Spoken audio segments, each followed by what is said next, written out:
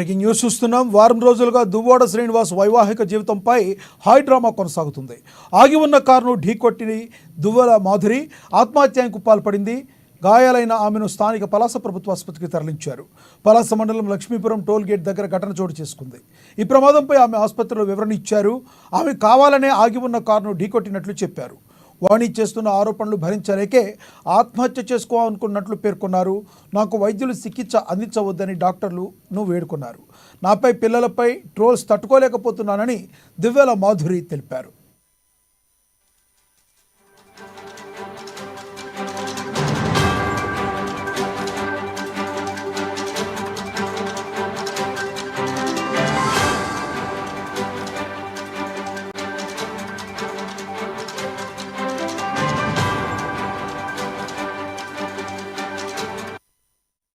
గత వారం రోజులుగా దువ్వాడ శ్రీనివాస్ వైవాహిక జీవితంపై హైడ్రామా కొనసాగుతుంది.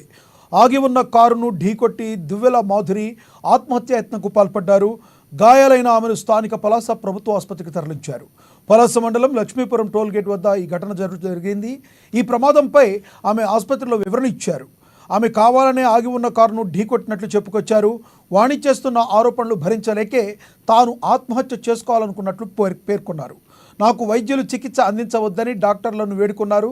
నాపై పిల్లలపై ట్రోల్స్ తట్టుకోలేకపోతున్నానని దివ్యల మాధురి తెలిపారు. చెప్పండి, మీరే టెక్కలు కదా, పలాస ఎందుకు వచ్చారు, అసలు ఏమైంది? నేనే రాలేదు, హైవే మీదకి వచ్చి నేను సూసైడ్ చేసుకుందాం అనుకున్నాను అంతే. అంతకు మించి నేను ఎక్కడికి టెక్కల నుంచి స్టార్ట్ అయ్యి హైవే మీద సూసైడ్ చేసుకుందాం అనుకుని నేను ఎవరు యాక్సిడెంట్ చేయలేదు. నాకు నేనే సూసైడ్ చేసుకున్నాను. గత 3 రోజులుగా నా మీద దువ్వాడ వాళ్ళు చేస్తున్న హెరాస్మెంట్ కి నా పిల్లల మీద చేసిన ఎలిగేషన్స్ తట్టుకోలేక సూసైడ్ చేసుకున్నాను. నేను ఇంటి నుంచి బయటకు కూడా రాలేకపోతున్నాను. నేను చేసిన ఎలిగేషన్స్ వల్ల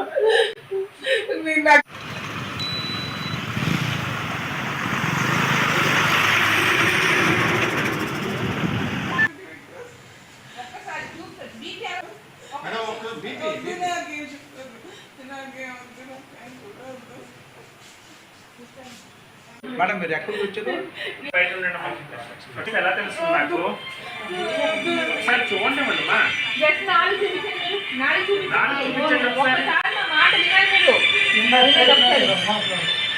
ఒకసారి బయట ఉండండి,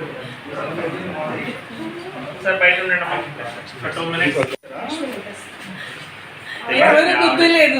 నేనే ఇవి చేసిన హెరాస్మెంట్ కి సూసైడ్ చేసుకుందాం డిసైడ్ అయ్యి నేనే ఆగి ఉన్న వెహికల్ నేనే గుద్దేశాను. నేనే స్పీడ్ 140 వచ్చి నేనే గుద్దేశాను. నాకు ఏ ట్రీట్మెంట్ వద్దు, లెట్ మీ డై. చాలా ప్రాబ్లమ్స్ ఫేస్ చేస్తాను. నా వల్ల కావట్లేదు. మేడం మీరు ఎక్కడికి వచ్చారు? నేను టెక్కల నుంచి వచ్చాను. నన్ను ఇట్లా వదిలేయండి. నాకు ఏ ట్రీట్మెంట్ కూడా వద్దు. ఒక్క నిమిషం